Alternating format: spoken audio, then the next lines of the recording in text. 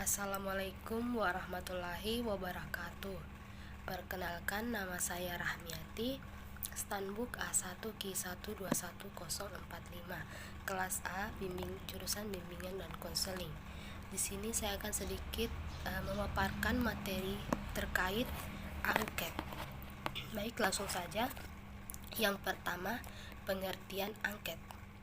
Angket atau kuesioner adalah sebuah cara atau teknik yang digunakan seorang peneliti untuk mengumpulkan data dengan menyebarkan sejumlah lembar kertas yang berisi pertanyaan-pertanyaan yang harus dijawab oleh responden.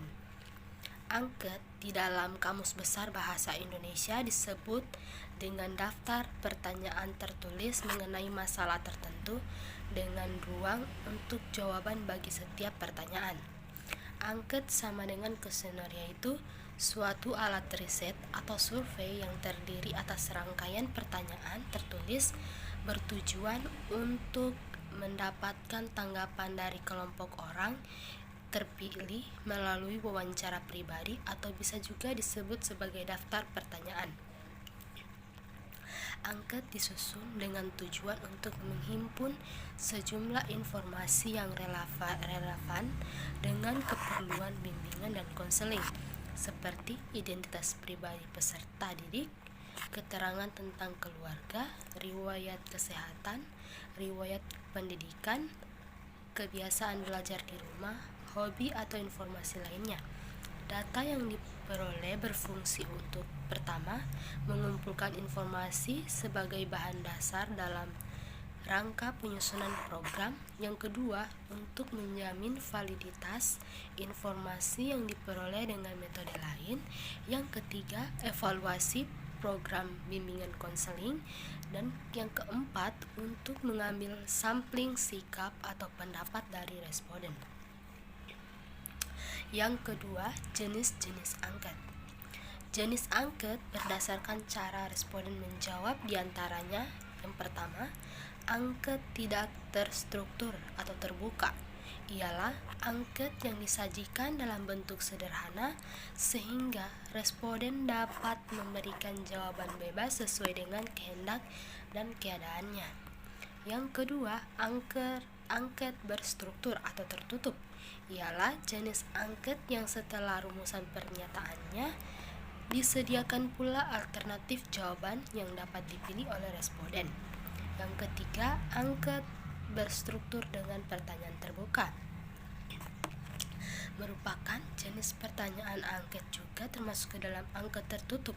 Maksudnya, alternatif jawaban berbentuk pilihan ganda, tetapi peneliti berasumsi dari jawaban yang telah disediakan untuk setiap pertanyaan mungkin tidak ada jawaban yang semua atau tepat, sehingga responden perlu diberi kesempatan untuk menyampaikan jawaban lain yang lebih tepat.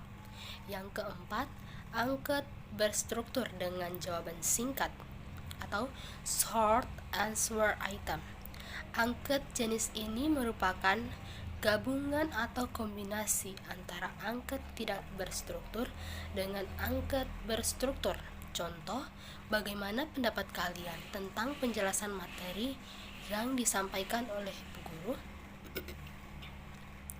Jenis angket atau kuesioner berdasarkan distribusi. 1.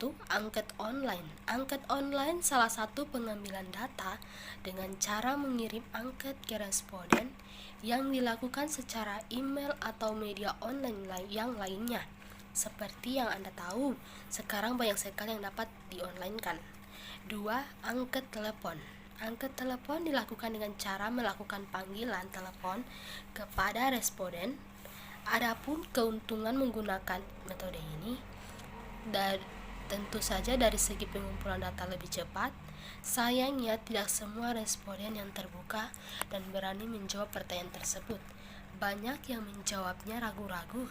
Dari segi biaya pun juga mahal karena Anda harus siap mengeluarkan pulsa telepon. Yang ketiga, angket kunjungan. Angket kunjungan adalah angket yang dilakukan dengan cara mengunjungi responden secara langsung, misal bisa mengunjungi ke rumah-rumah atau ke tempat kerja. Kelemahan cara ini, peneliti terkuras secara energi karena harus mendatangi rumah ke rumah atau dari tempat kerja satu dengan yang lain. Angket surat, di mana peneliti mengirim selembar kertas, kemudian selembar kertas tersebut diberikan kepada responden agar diisi. Jadi, penelitian sengaja mengirimkan pertanyaan dalam bentuk fisik kepada responden. Jika angket surat diisi oleh responden, maka angket tersebut dapat dikembalikan ke peneliti. Sayangnya, tidak semua responden bersemangat mengembalikan. Endingnya, peneliti harus proaktif jika ada angket yang tidak kembali. 3. Hal-hal yang perlu diperhatikan dalam angket. Yang pertama, pertanyaan-pertanyaan yang disusun dalam kuesioner juga harus sesuai dengan variabel-variabel penelitian yang biasanya sudah didefinisikan dalam definisi operasional yang mengandung indikator-indikator penelitian sesuai dengan permasalahan penelitian. Tiap pertanyaan dalam kuesioner adalah bagian dari penjabaran definisi operasional sehingga dapat dianalisa dengan tepat untuk menjawab permasalahan penelitian. Ada beberapa hal yang perlu diperhatikan dalam merumuskan dan menyusun angket, antara lain, pakailah bahasa yang sederhana yang dapat dipahami oleh responden. Yang kedua, pakailah kalimat yang pendek yang mudah dipahami. Yang ketiga, jangan terlampau cepat menganggap bahwa responden telah memiliki pengetahuan atau pengalaman tentang masalah penelitian. Yang keempat, lindungi harga diri responden. Yang kelima, bila ingin mengatakan suatu perasaan atau tanggapan yang mengenakan atau tidak menyenangkan, tanyakan terlebih dahulu hal-hal yang menyenangkan. Pertimbangan pertanyaan bersifat langsung atau tidak langsung. Tentukan pertanyaan terbuka atau tertutup. Yang ketujuh, masukkan hanya satu buah pikiran dalam setiap pertanyaan. Yang kelima, rumusan pertanyaan jangan sampai memalukan responden. Baik, yang dapat saya simpulkan dari penjelasan saya yaitu, angket merupakan salah satu asesmen non-tes berupa serangkaian pertanyaan atau pernyataan yang diajukan kepada responden, baik itu peserta didik, orang tua, atau masyarakat. Angket dapat dibedakan berdasarkan 3 jenis, yaitu berdasarkan bentuk pertanyaan atau pernyataan, berdasarkan respondennya atau sumber data, dan yang terakhir berdasarkan strukturnya.